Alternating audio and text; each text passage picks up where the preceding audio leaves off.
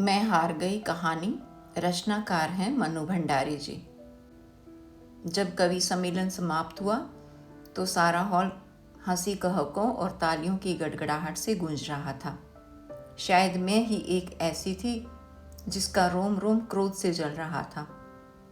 उस सम्मेलन की अंतिम कविता थी बेटे का भविष्य। उसका सारांश कुछ इस प्रकार था।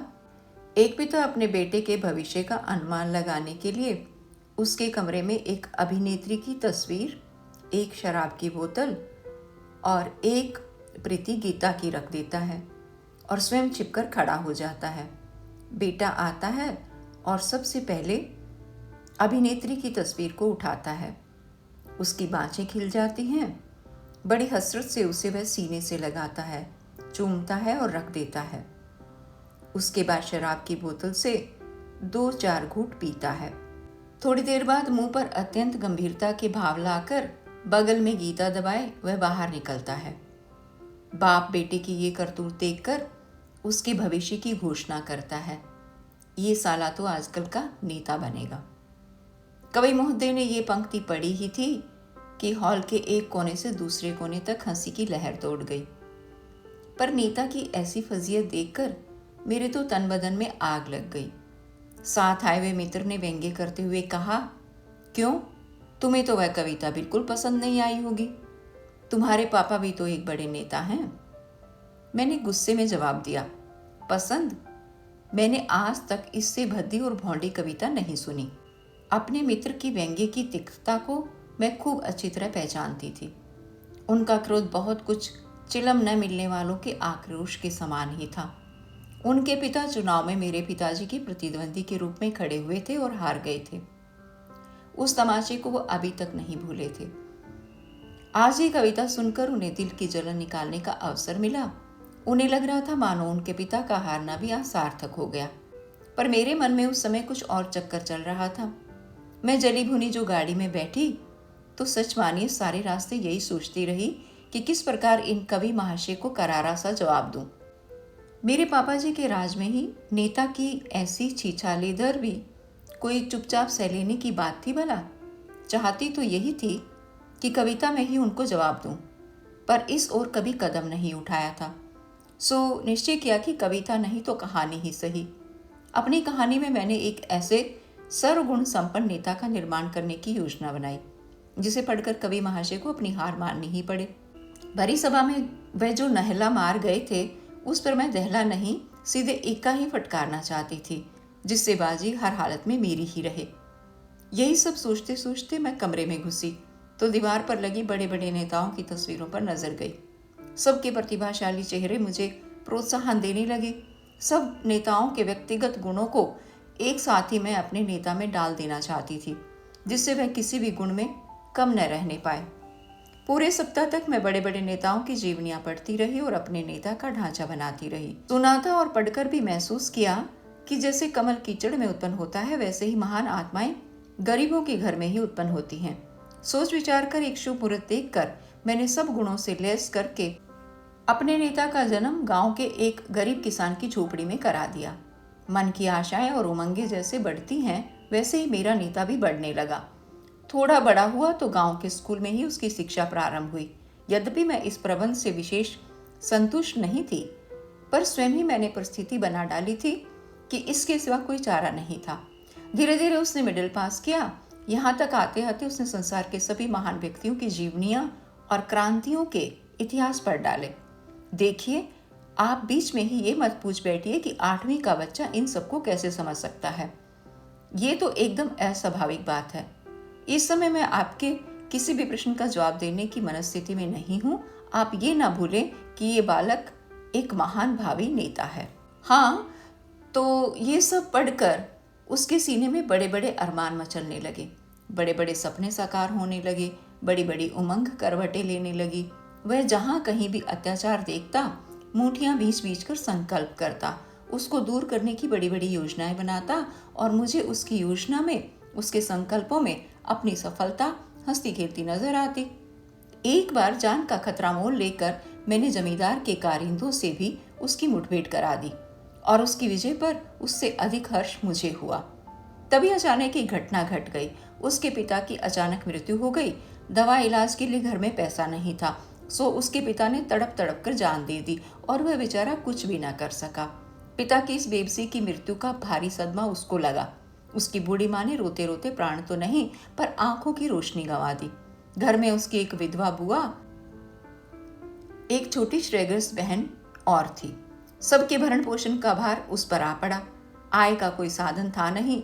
थोड़ी बहुत जमीन जो थी उसे जमींदार ने लगान बकाया निकालकर हथिया लिया। उसके पिता की विनम्रता का लिहाज करके अभी तक वह चुप बैठा था। अब क्यों मानता? उसके क्रांतिकारी बेटे से वह परिचित था, सो अवसर मिलते ही बदला ले लिया। अब मेरे भावी नेता के सामने भारी समस्या थी। वह सलाह लेने के लिए मेरे पास आया। मैंने कहा, अब समय आ गया है, तुम घर बार और रोटी की चिंता छोड़कर देश सेवा के कार्य में लग जाओ। तुम्हें देश का नवनिर्माण करना है। शोषितों की आवाज को बुलंद करके देश में वर्गहीन समाज की स्थापना करनी है। तुम सब कुछ बड़ी सफलतापूर्वक कर सकोगे क्योंकि मैंने तुम में सब आवश्यक गुण भर दिए हैं। उसने बहुत ही बुझे हुए स्वर में कहा, ये तो सब ठीक है, पर मेरी अंधी माँ और बीमार बहन का क्या होगा? मुझे देश प्यारा है, पर ये लोग भी कम प्यारे नहीं। मैं झल्ला उठी। तुम नेता होने जा रहे हो या कोई मजाक है? जानते नहीं, नेता लोग कभी अपने परिवार के बारे में नहीं सोचते, वे देश के संपूर्ण राष्ट्र के बारे में सोचते हैं। तुम्हें मेरे आदेश के अनुसार चलना होगा। जानते हो, मैं तुम्हारी सृष्टा हूं, तुम्हारी विधाता। उसने सब कुछ अनसुना करके कहा, ये सब तो ठीक है, पर मैं अपनी अंधी बूढ़ी माँ की दर्द भरी आहों की उपेक्षा किसी भी मूल्य पर नहीं कर सकता। तो मुझे कहीं नौकरी क्यों नहीं दिला देती? गुजारे का साधन हो जाने से मैं बाकी सारा समय सहर्ष देश सेवा में लगा दूंगा। तुम्हारे सपने सच्चे कर दूंगा, पर पहले मेरे पेट का कुछ प्रबंध कर दो। मैंने सोचा क्यों ना अपने पिताजी के विभाग में इसे कहीं कोई नौकरी दिलवा दूं, पर पिताजी की उदार नीति के कारण कोई जगह खाली भी तो रहने पाए। देखा तो सब जगह भरी हुई थी। कहीं मेरे चचेरे भाई विराजमान थे तो कहीं फुफेरे। मतलब ये कि मैं उसके लिए कोई प्रबंध न कर सकी। उसका मुंह तो चीर दिया, पर उसे भरने का प्रबंध न कर सकी। हार कर उसने मजदूरी करना शुरू कर दिया। जमींदार की नई हवेली बन रही थी, वह उसी में ईंटें ढोने का काम करने लगा। जैसे जैसे वह सिर पर ईंट उठाता, उसके अरमान नीचे को धंसते जाते। मैंने लाख उसे ये काम न करने के लिए कहा, पर वह अपनी माँ बहन की आड़ लेकर मुझे निरुत्तर कर देता। मुझे उस पर कम क्रोध नहीं था, फिर भी मुझे भरोसा था, क्योंकि बड़ी बड़ी प्रतिभाओं और गुणों को मैंने उसकी खुट्टी में पिला दिया था। हर परिस्थिति में वे अपना रंग दिखलाएंगे, ये सोचकर ही मैंने उसे उसके भागे पर छोड़ दिया और तटस्थ दर्शक की भांति उसकी प्रत्येक गतिविधि का निरीक्षण करने लगी। उसकी बीमार बहन की हालत बेहद खराब हो गई। वह उसे बहुत प्यार करता था। उसने एक दिन काम से छुट्टी ली और शहर गया, उसके इलाज के प्रबंध की तलाश में। घूम फिरकर एक बात उसकी समझ में आई कि काफी रुपया हो तो उसकी बहन बच सकती है। रास्ते भर उसकी रुग्ण बहन के करुण चित्कार उसके हृदय को बीधते रहे। बार बार जैसे उसकी बहन चिल्ला चिल्ला कर कह रही थी, भैया मुझे बचा लो, कहीं से भी रुपए का प्रबंध करके मुझे बचा लो, भैया मैं मरना नहीं चाहती। और उसके सामने उसके बाप की मृत्यु का दृश्य घूम गया। गुस्से से उसकी नसें तन गई। वह गांव आया और वहां के जितने भी संपन्न लोग थे सबसे कर्ज मांगा, मिन्नतें की, हाथ जोड़े, पर निराशा के अतिरिक्त उसे कुछ नहीं मिला। इस नाकामयाबी पर उसका विद्रोही मन जैसे भड़क उठा। वह दिन भर बिना बताए जाने क्या क्या संकल्प करता रहा और आधी रात के करीब दिल में निहायत ही नापाक इरादा लेकर उठा। मैं कांप गई। वह चोरी करने जा रहा था। मेरे बनाए नेता का ऐसा पतन, वह चोरी करे, छी छी। और इसके पहले की चोरी जैसा जघन्य कार्य करके वह अपनी नैतिकता का हनन करता, मैंने उसका ही खात्मा कर दिया, अपनी लिखी हुई कहानी के पन्नों के टुकड़े टुकड़े कर दिए। उसकी तबाही के साथ एक महान नेता के निर्माण करने का मेरा हौसला भी मुझे तबाह होता नजर आया, लेकिन इतनी आसानी से मैं हिम्मत हारने वाली ना थी। बड़े धैर्य के साथ मैं अपनी कहानी का विश्लेषण करने बैठी कि आखिर क्यों सब गुणों से लैस होकर भी मेरा नेता न बनकर चोर बन गया। और खोजबीन करते करते मैं अपनी असफलता की जड़ तक पहुंची गई। गरीबी के कारण ही उसके सारे गुण दुर्गुण बन गए और मेरी मनोकामना अधूरी ही रह गई। जब सही कारण सूझ गया तो उसका निराकरण क्या कठिन था। एक बार फिर मैंने कलम पकड़ी और नेता बदले हुए रूप और बदली हुई परिस्थितियों में फिर एक बार इस संसार में आ गया। इस बार उसने शहर के करोड़पति सीट के यहाँ जन्म लिया, जहाँ न उसके सामने पेट भरने का सवाल था, न बीमार बहन के इलाज की समस्या। असीम लाड प्यार और धन वैभव के बीच वह पलने लगा। बढ़िया से बढ़िया स्कूल में उसे शिक्षा दी गई। उसकी अलौकिक प्रतिभा देखकर सब चकित रह जाते।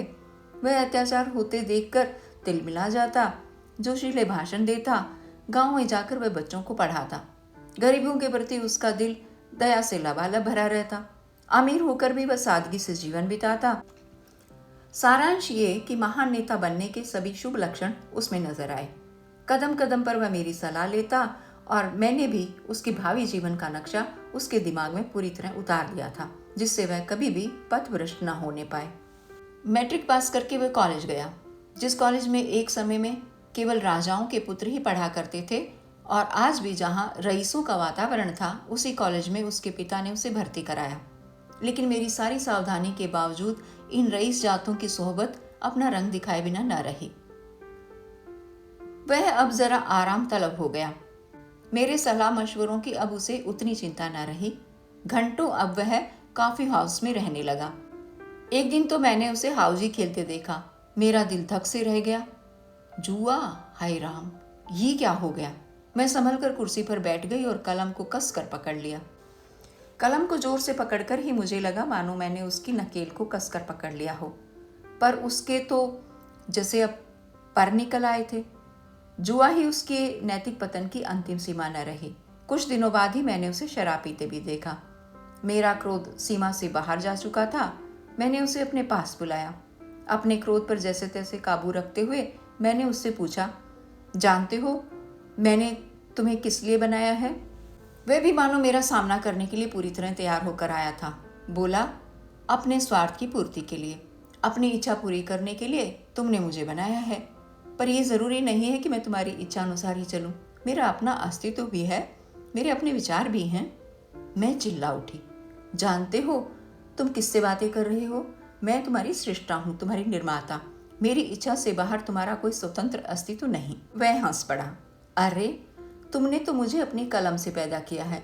मेरे इन दोस्तों को देखो, इनकी अम्माओं ने तो इन्हें अपने जिस्म से पैदा किया है, फिर भी वे इनके निजी जीवन में इतना हस्तक्षेप नहीं करती जितना तुम करती हो। तुमने तो मेरी नाक में दम कर रखा है। ऐसा मत करो, वैसा मत करो, मानो मैं आदमी नहीं काठ का उल्लू हूँ। सो बाबा, ऐसी नेतागिरी मुझसे निभाए ना निभेगी। ये उम्र दुनिया की रंगीनी और घर की अमीरी बिना लुत्फ उठाए यूं ही जमाने क्यों बर्बाद की जाए? यह करके क्या नेता नहीं बना जा सकता? और मैं कुछ कहूं इसके पहले ही वह सीटी बजाता हुआ चला गया। कल्पना तो कीजिए उस जिल्लत की जो मुझे सहनी पड़ी। इच्छा तो ये हुई कि अपने पहले वाले नेता की तरह इसका भी सफाया कर दूं, पर सदमा इतना गहरा था कि जोश भी ना रहा। इतना सब हो जाने पर भी जाने क्यों मन में क्षीण सी आशा बनी हुई थी कि शायद वह सीधे रास्ते पर आ जाए। गांधी जी ने भी तो एक बार बचपन में चोरी की थी, बुरे कर्म किए थे, फिर अपने आप रास्ते पर आ गए। संभव है इसके हृदय में भी कभी पश्चाताप की आग जले और ये अपने आप सुधर जाए। पर अब मैंने उसे आदेश देना बंद कर दिया और धैर्य के साथ उस दिन की प्रतीक्षा करने लगी जब वह पश्चाताप की अग्नि में झुलसता हुआ मेरे चरणों में आ गिरेगा और अपने किए के लिए क्षमा मांगेगा। पर ऐसा शुभ दिन कभी नहीं आया। जो दिन आया वह कल्पनातीत था। एक बहुत ही सुहावनी सांझ को मैंने देखा कि वह खूब सज धज रहा है। आज का लिबास कुछ अनोखा ही था। शार्क स्किन के सूट की जगह सिल्क की शेरवानी थी। सिगरेट की जगह पान था। सेंट महक रहा था। बाहर हॉर्न बजा और गुनगुनाकर अपने मित्रों की गाड़ी में जा बैठा। गाड़ी एक बार के सामने रुकी और रात तक वे साहबजादे पैग पर पैग डालते रहे, भद्दे मजाक करते रहे और ठहाके लगाते रहे। रात को 9 बजे उठे तो पैर लड़खड़ा रहे थे। जैसे तैसे गाड़ी में बैठे और ड्राइवर से जिस गंदी जगह चलने को कहा, उसका नाम लिखते भी मुझे लज्जा लगती है। अपने को बहुत रोकना चाहती थी, फिर भी वह घोर पाप मैं सहन न कर सकी और तय कर लिया कि आज जैसे भी होगा मैं फैसला कर ही डालूंगी। मैं गुस्से से कांपती हुई उसके पास पहुंची। इस समय उससे बात करने में भी मुझे घृणा हो रही थी। क्रोध से मेरा रोम रोम जल रहा था। फिर भी अपने को काबू में रखकर और स्वर को भरसक कोमल बनाकर मैंने उससे कहा, एक बार अंतिम चेतावनी देने के ख्याल से ही मैं इस समय तुम्हारे पास आई हूं। तुम्हारा ये सर्वनाश देखकर जानते हो मुझे कितना दुख होता है। अब भी समय है, संभल जाओ। सुबह का भूला यदि शाम को घर आ जाए भूला नहीं कहलाता। पर इस समय वह शायद मुझसे बात करने की मनस्थिति में ही नहीं था। उसने पान चबाते हुए कहा, अरे जान, ये क्या तुमने हर समय नेतागिरी का पचड़ा लगा रखा है। कहाँ तुम्हारी नेतागिरी और कहाँ छमिया का छमाका। देख लो तो बस सरूर आ जाए। मैंने कान बंद कर लिए। वह कुछ और भी बोला पर मैंने सुना नहीं। पर उसने जो आंख मारी वह दिखाई दी और मुझे लगा जैसे पृथ्वी घूम रही है। मैंने आंखें बंद कर ली और गुस्से से होंठ काट लिए। क्रोध के आवेग में कुछ भी कहते नहीं बना, केवल मुंह से इतना ही निकला, दुराचारी, अशिष्ट, नारकीय कीड़े। उसके मित्र ने जो कुछ कहा उसकी हल्की सी ध्वनि मेरे कान में पड़ी। वह जाते जाते कह रहा था, अरे ऐसी घोर हिंदी में फटकारोगी तो वह समझेगा भी नहीं, जरा सरल भाषा बोलो। और अधिक सहना मेरे बूते के बाहर की बात थी। मैंने जिस कलम से उसको उत्पन्न किया था उसी कलम से उसका खात्मा भी कर दिया। वह छमिया के यहाँ जाकर बैठने वाला था कि मैंने उसे रद्दी की टोकरी में डाल दिया। जैसा किया वैसा पाया। उसने तो अपने किए का फल पा लिया, पर मैं समस्या का समाधान नहीं पा सकी। इस बार की असफलता ने तो बस मुझे रुला ही दिया। अब तो इतनी हिम्मत भी नहीं रही कि एक बार फिर मध्यम वर्ग में अपना नेता उत्पन्न करके फिर से प्रयास करती। इन 2 हत्याओं के भार से ही मेरी गर्दन टूटी जा रही थी और हत्या का पाप ढोने की न इच्छा थी न शक्ति ही। और अपने सारे अहम को तिलांजलि देकर बहुत ही ईमानदारी से मैं कहती हूँ कि मेरा रोम रोम महसूस कर रहा था कि कवि भरी सभा में शान के साथ जो नहला फटकार गया था उस पर इक्का तो क्या, मैं दुग्गी भी न मार सकी। मैं हार गई, बुरी तरह हार गई।